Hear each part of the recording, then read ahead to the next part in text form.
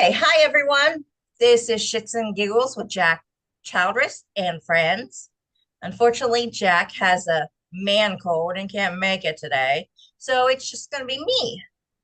I am Robin Ginther Veneri. I am owner of Robin's Review and the Facebook group called Reading Between the Spines. Oh my gosh, here we go.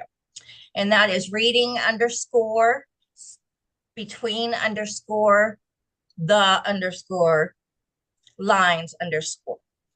And today we are going to talk to R.H. Whisenhunt. May I call you Russ? Yeah. Perfect. So welcome, Russ. It's good to see you. I've read some of your books, and you are, to me, a friend of mine. Yes. So ignore me if I get really weird. So talk about your writing journey, if you would. I what? Your writing journey. Oh, yes. Well, it's been pretty much my dream my whole life to be a published author, and I've written my whole life. And the first book that was published was Necrosmantia. And because I come from an extensive occult background. For about 2 decades, I was a serious occultist and practitioner, and that changed about 8 months ago. But before we get into that, my the Necrosmantia, I self-published it because I had uh, submitted it to Moon Books, and they loved it, but they said it was too big for an unknown author, that they'd have to price it too high for people to pay Mm-hmm. for an unknown author. So I decided to go with self-publishing with that and the Exorcist Manual and Scrying the Sacred Aether, Okay. or Divining the Sacred Aether, sorry. That's okay. And also in the process, I self-published the Chronicles of Carnage trilogy, which you've read, and I've gotten a lot of really good reviews on it. Like, all my books have really good reviews. It's just visibility has really been my only, as far as marketing goes. Uh, Do you find I that's hard to market your books? Like to put yourself out Yeah, there and because I never realized how many scammers there are in the publishing industry, man. It's crazy. it is. And it's a shame that, you know,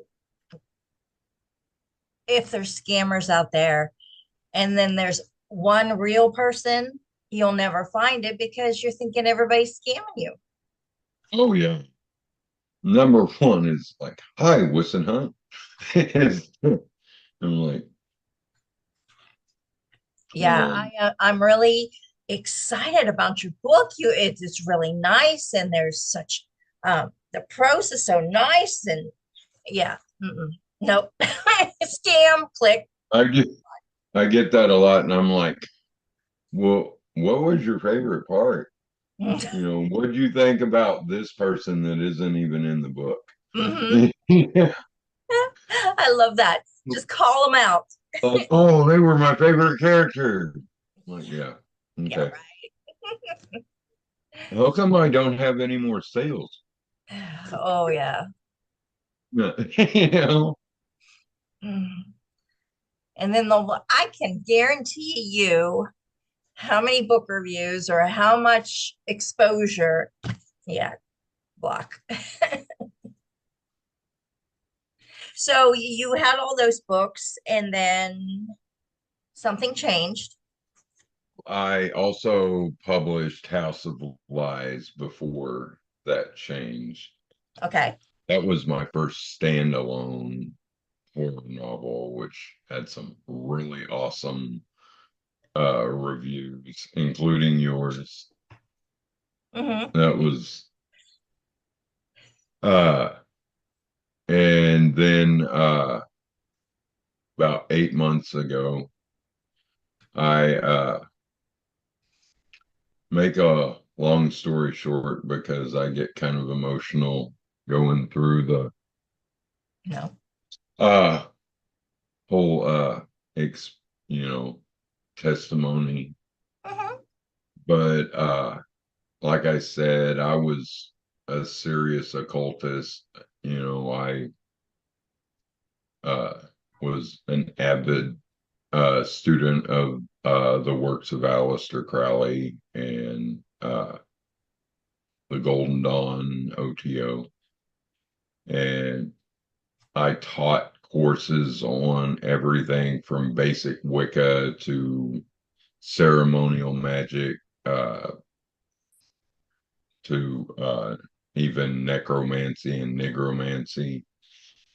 And uh, I hated Christianity with a passion.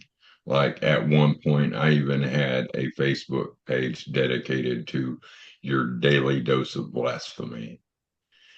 And I have a very dear friend of mine uh, that I've known for pretty right around 25 years. And she was the only Christian that I even wanted to know. And she deals with a lot of stuff from her past and a lot of guilt and stuff. And I'd send a random text, just, you're not that same person anymore. Look how far you've come, just kind of uplifting her, trying to combat the negative with like bringing to light the positive things that she's accomplished. And one morning I did that and I'm sitting there typing, I'm like still half asleep, and then like as an author, I'm like after I hit send, I'm like rereading it. You know what I mean? I'm OCD about that. I'll reread it, see if I need to put star correct, Hmm. And when I was rereading it, it was like terminology that I didn't even use. I didn't even know, you know, and uh kind of bugged me a little bit. And as I'm going through my day, it's bugging me more and more. And I start Googling these phrases, and come to find out they were like word for word Bible verses. And I was like, what And so, like, that starts really eating at me, and I kind of blurted out as I'm like, kind of like bubbled to a boiling point to where it just like blurted out without even really thinking about the words. And I was like, okay, God, if you're real, prove it. And, I was expecting some kind of like abstract crap that I always made fun of people for that are like grasped at straws Hmm. for us, like it's a sign, Hmm. because you're walking by and someone says God's real, or something, you know what I mean? Hmm. And uh and that's what I expected, but instead, it was like my heart got flipped upside down. And like I have a lot.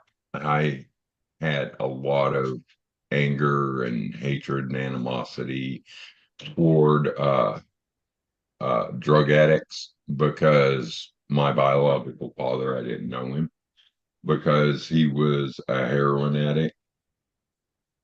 And and they're like everywhere here, like on the street corners, like it's just out in the open anymore. I remember when I was a kid, man, the police would pull you over and mess with you if they thought you were stoned.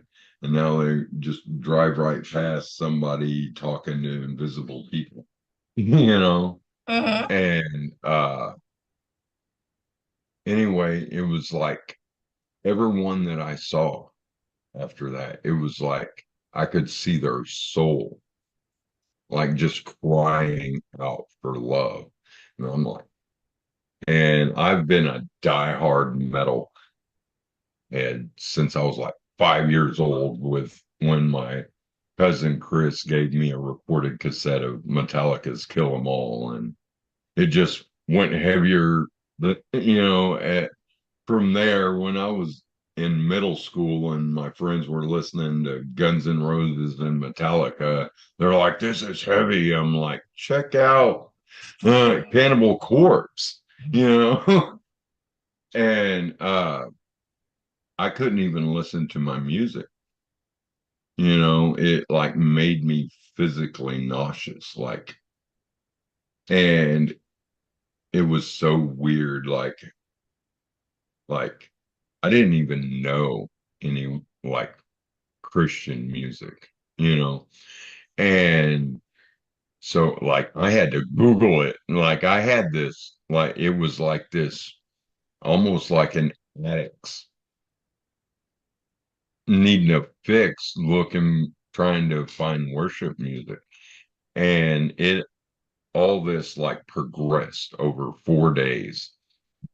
And by the fourth day, like it became like physically painful if I didn't at least have it playing like low in the background, Mm-hmm. and then uh on the fourth night, uh that's when everything changed because I was sitting here at my desk and I was working on a book I had been writing, and I had the music playing real low in the background.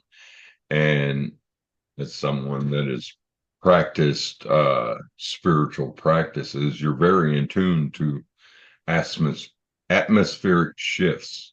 Mm-hmm. And I felt this shift in the atmosphere. It was like real subtle at first, but you're kind of like, what was that? You know what I mean? Mm-hmm. Sure. And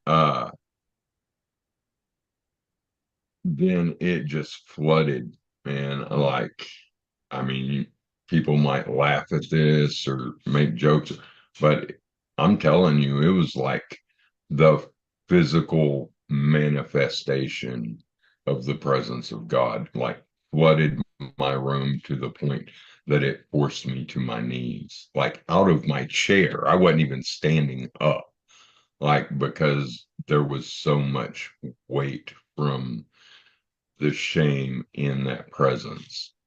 And what broke me completely was the fact that there wasn't, we're talking about somebody that like like I said, I took joy in blasphemy, you know, like it, if it like was blasphemous toward Christianity, it made my day, you know. And there was no wrath or anger or judgment or condemnation in that presence. It was like I couldn't even comprehend. And like from a God that I hated, and like the shame of that completely broke me. And, I'm gonna lie, I laid here bawling like a baby for over an hour. And it was, I stepped out of the way. I quit fighting it. And like and I had a friend uh ask me if I was, since I gave my life to Christ, and I spent so, like, I used to do practice a lot of goetic magic, which for people that aren't familiar with that, the Goetia is a section of the Lesser Key of Solomon that is like binding and controlling the kings, dukes, earls, princes of hell. And uh and they're like, aren't you worried about any of these, and like all these, false gods that I used to, Mhm. you know, and yeah, at first I would just kind of blew it off like, no, I mean, now I serve the one that created everything, including him, you know what I mean? But the more I thought about it, I was like, really no, because if they had any power, they would have blocked that experience. I wouldn't have felt the presence of God enter my room. If they had any power, they would have shielded that. Mhm. But instead, they tucked their tail and ran when he entered the room, you know. So why would I, be afraid of that? But uh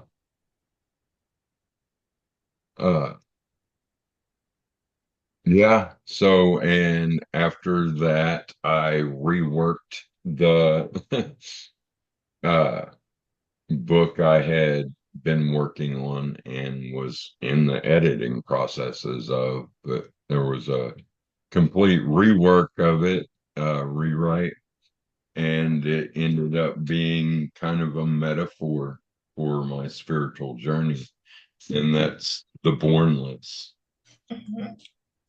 and which I just released on September 13th. So you've changed. You've gone from non-believing to believing, and your writing has changed from, again, non-believing to believing. And so where do you go from here? You edited, re-edited that book. Right. So like I kind of look at, I'm not dulling down like a lot of your Christian horror, like Frank Peretti and stuff like that. They're very watered down because they're for a Christian audience. Mine aren't. I see this as an opportunity to be like, you know, you got Christian rap artists that they're geared toward to minister to people that like that kind of music, that style of music. Mhm. Christian metal, you got stuff that can combat against like orbit culture or uh Cannibal Corpse, or you know what I mean? You got bands like Impending Doom and Bloodlines and For Today that just go hard, and therefore it's to minister to people that are into that style of music, and in that, and a horror fan, like a true, like secular horror fan, isn't going to be interested in some watered down, like a 13-year-old could read it, you Sure. know. Uh, so there's still that, you know, super atmospheric, detailed horror, but with the message that there is a power over the darkness, and that, you know, Christ is on the throne, that, you they, he said, you will cast out demons in my name, you know, and so that's kind of the avenue. It's kind of like a ministry, uh, a ministry toward, you know, actual secular horror fans, and to where, I mean, granted, it's fiction, but the it's got truth hidden in the fiction. Mhm. An underlying meaning. Right, exactly. Was it So hard to do that underlining meaning from your book and not like go totally horror or totally without seeming preachy, yeah. yeah, because I kind of like with the Born List, you read that, starts out just a supernatural horror, kids messing around with necromancy and doing a seance in a very bad place. And then you have her two uh, influences. You've got Raven, that's a Wiccan, and her best friend, and her aunt Silva is a high priestess, and she's like saying, well, it's this, it's this entity from this ancient pagan mythology. And uh and then you have Tiffany, who's like the lukewarm, watered down, quiet, she don't talk about her faith Christian, and then God starts calling her slowly through dreams and visions.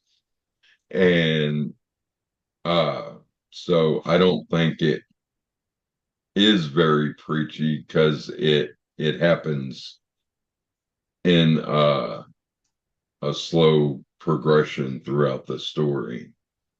It's almost uh it's not in the forefront. It's kind of happening to side characters that become a main character at the climax.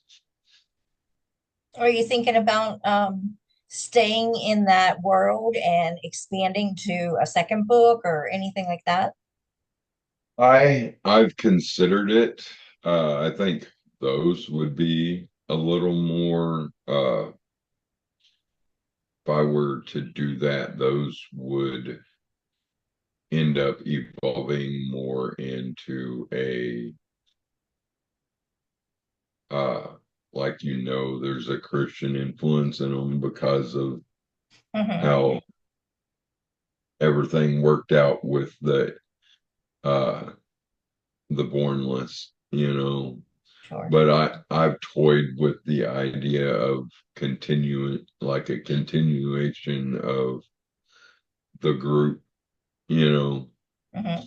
because there are, like, you know Raven and Silva witnessed what they witnessed, but it wasn't, okay, now I'm changing my beliefs. I try to write it very realistic, and that's, you know not something that happens on a normal basis, is, somebody and just abandoning what, I mean, I did, but Hmm. uh on a normal basis, that it's a gradual thing. And I've considered, making maybe a trilogy or something where that evolves. But right now I'm more focusing on, I've got two projects going. One, I'm working on The Occultist and the Cross, which is, it's kind of a two-part. It's on one hand, it's my testimony, and on as like a memoir type side of it, but I'm also, it's going to be in depth, going into these practices that are, steeped in the occult, but they're packaged in this like harmless, self-help, self-evolution, new agey crap that is just rampant today, like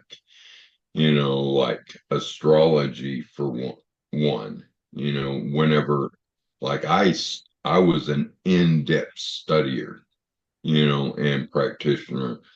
And whenever you get really down into it, there is a fallen angel that rules over each of the zodiacs.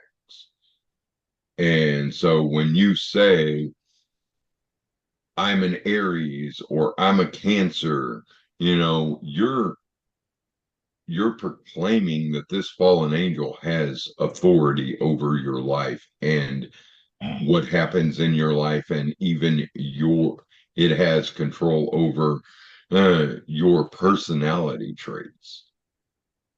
You know, uh, like even like yoga is huge right now, and they don't even realize that these asanas, they were their whole purpose is each asana, which is a posture in yoga, and each asana is a their way of invoking this demonic goddess into their body. And so, like, they don't even realize they're like literally doing an invocation ritual when they're doing these uh, asanas. And like, so it's going to be quite the project. It's not going to be one that's done in like a year. So, you know what I mean? Are you going It's, to be writing other stories? huh? Are you going to be writing? Oh, sorry. Are you going to be writing other stories than those two? Do you have something? Yes, the other project I have, that's just one.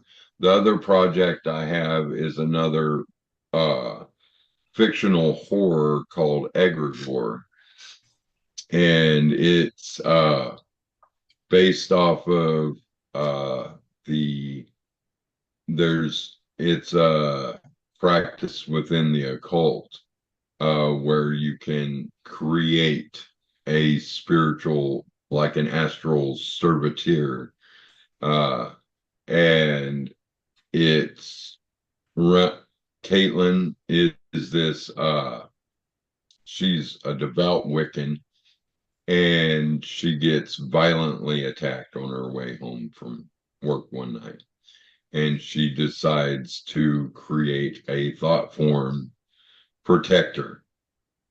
And then people start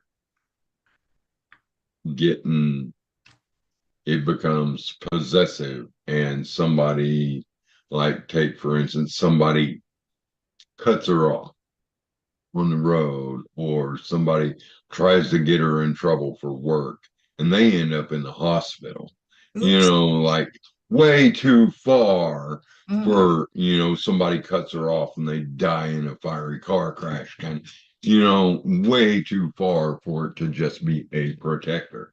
And she starts to question, like, and she tries banishing rituals, it's not getting rid of it.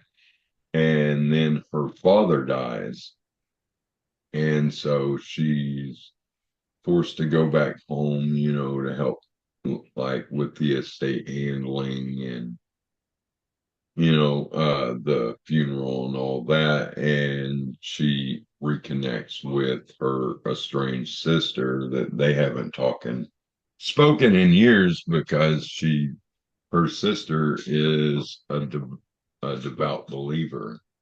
And then you start getting the Christian influence in there, and she's like, no, that's, and that also gives me an opportunity and dialogue for Caitlin to, throw out all these lies they have running around to try to, that I used to believe, you know, and all the arguments like, against the validity of scripture, as far as like, oh, they didn't, uh, it wasn't until the Council of Nicaea that they started saying Jesus was divine, you know, but they just made a discovery of that, like home church kind of deal,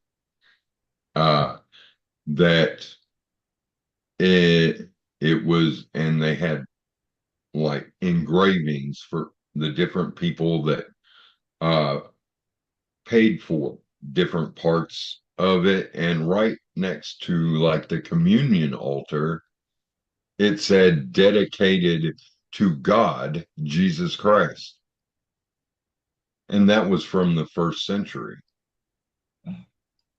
you know and like that isn't even what they discussed in at the Council of Nicaea.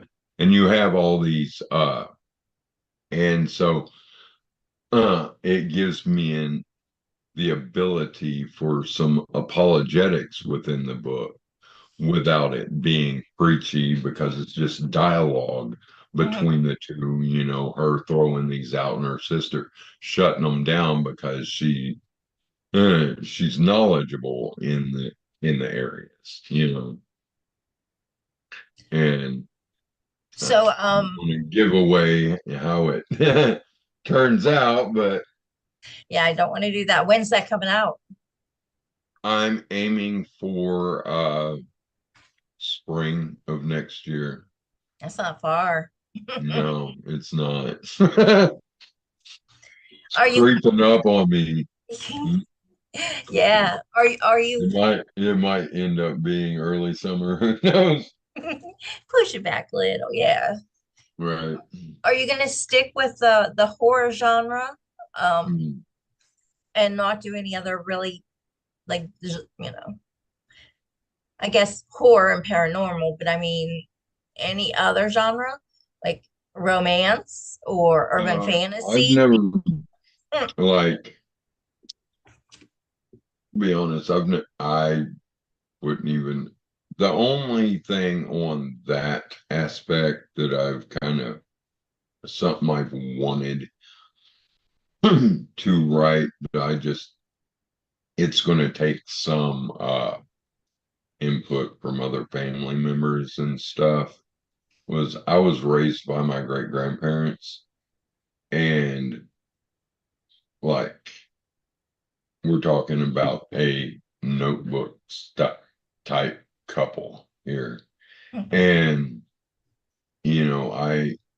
I'd like to write like the story of their life, because like it's phenomenal. Like, but I just know bits and pieces from being told growing up, like I know, like whenever during the Great Depression, my great grandfather, they had children, they lived up in the mountains in Washington, and he had to walk back and forth to work down into the town. And he worked like 16 hours a day, 7 days a week. And he got paid in a big bag of dried pinto beans and a bag of cornmeal so he could feed his family, and like it blew my mind, hearing my grandma talk about it. And I'd ask my grandpa, I mean, how could you even physically do that? Like, you know, Mhm. because she was like, pretty much he'd get home, play with the kids for a few minutes, doze in the chair while she made him something to eat. And then it was time for him to start walking back. Oh my golly. And he said he got to a point to where he could sleepwalk. He would pretty much sleepwalk to and from work. Mm-hmm. And I was like, how would you physically do that? And he said something very true. He said, you won't know what you're capable of until you have a family that depends on you to survive. Yes, for sure. You know, and I remember growing up and like they weren't that like that old couple that have just coexists now.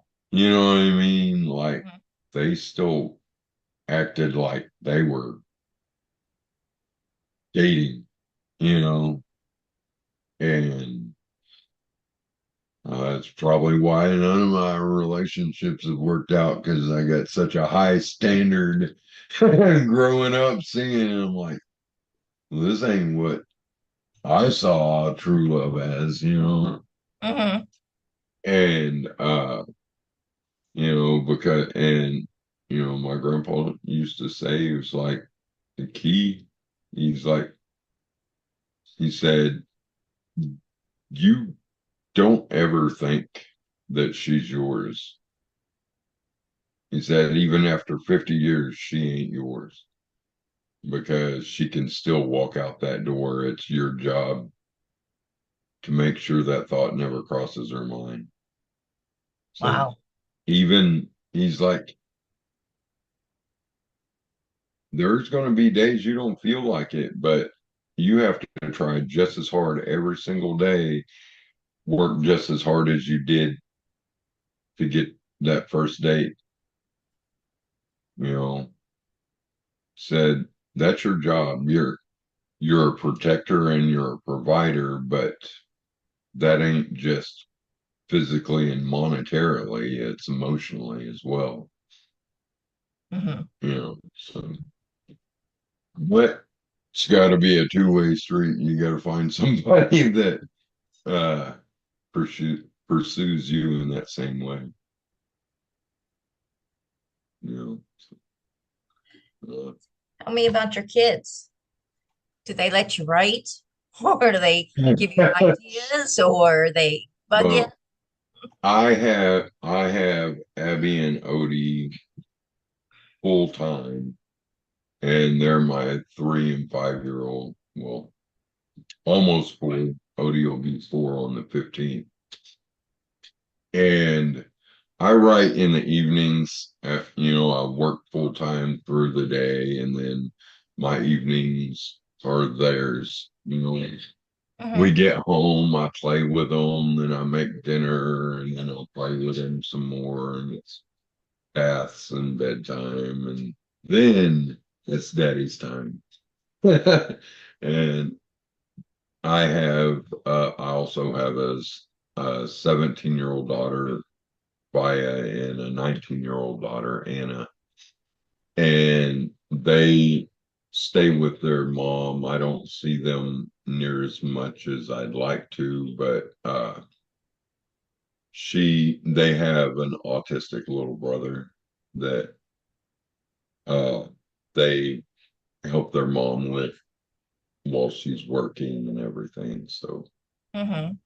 I don't, I don't really push it because I understand that's a necessity, you know. So That's amazing that you think that way and you want to help like that and not hurt or cause a problem, I guess is what I'm saying. well, I understand, that I really understand now as a single parent, how difficult it is to do without any in-home help. And like, and that's with kids that don't have, you know, special needs and, that need special attention and stuff like that, you know. Has your teenagers read any of your books? But no, Anna said that like I thought that they'd be really into them because they're super into that show Supernatural, Mm-hmm. and there are aspects of it that kind of go in line with that fan base, with the hunting and fighting supernatural and cryptoids and stuff like that. But uh and it was like she was like, I guess my she was like, I don't want to think about, like, she says, I was like, it's a made up mythology and everything, and she's like, it would scare me because Supernatural is made for TV. It's watered down. It's for teenagers. Mine is Scary. right, very descriptive and not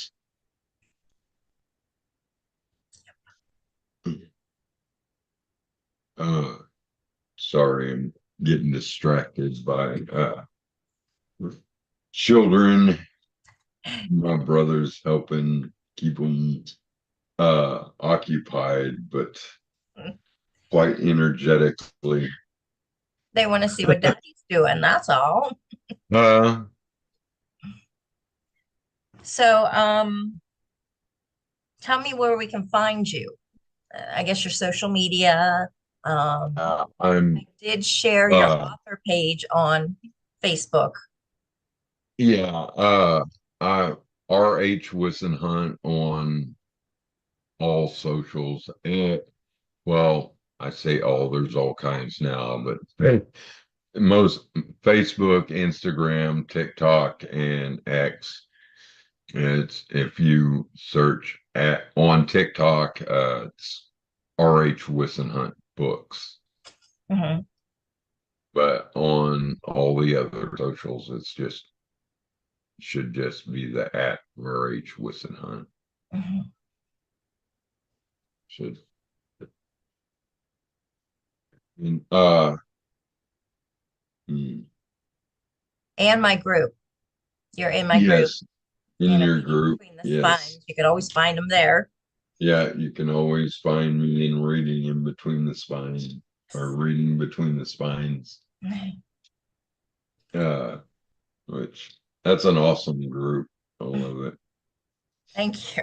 I try to keep the spammers and the scammers and everybody out. So it really, So I try to uh be involved, but it's so hard to try to keep. I'm even horrible at promoting my books and stuff online because I'm just spread so thin. Like, if I focused on that, wouldn't even have time to write, because I just get that little window at night after the kids are in bed, and I get to write until I gotta go to bed because I gotta get up at 5:30 in the morning and get ready for work. that's how I am. I do it late at night, early in the morning. Uh, The kids. do what? I do that early in the morning or late at night before I get my grandkids, Right. because you can't do anything whenever they're, let's see, 3, almost 2, and then 2 months. So I'm lucky to figure out what I'm doing in the next moment. Oh, right. I'm very right there with these two. Mm. Uh, oh, and also you can uh connect with me if anybody's in the Columbia, Missouri area. They should definitely come. Where is it? Okay, they come check out DPC Church. There you go. Destiny Point Church. Yeah, I got that. Uh, uh, Destiny Point Church on Vandiver. It's amazing. Pastor Josh Palmer, I really found an awesome home there. And him and his wife and the other pastors are just amazing. They've blessed us so much. That's cool. Yeah. Um, Before we go, I remember you doing a Spotify. Yes, I haven't done one. I on the podcast, also titled The Occultist and the Cross. Uh, that I don't know. I just feel like it was passionate but dry. I need like a co-host or something to, because otherwise, it just to me, it just sounds like it's just me sitting there talking to a mic. There's Mhm. so that's just kind of been put on hold. I mean, those that are interested can definitely stream the episodes that are on Spotify. It's on Spotify, iTunes, a bunch of different ones. Mhm. Uh, but I usually just have send people to Spotify. Yeah. Uh, but and it's also on Amazon, the Amazon Music or something like that. It's Mhm. on Amazon, Whatever they have. right? Yeah, I have so Yeah. much. Um, yeah, I can send you the link that has where it says listen on and has all the different. That would be cool. Thank you. Yeah, absolutely. This recording will be on in the file of Reading Between the Spines. I also will give you a copy um, Awesome. to do with it, wherever you want it. I will also have it on, it's taken me a while, but Robin's Review .info. So it's going to be out there. Hopefully everybody will be listening to it.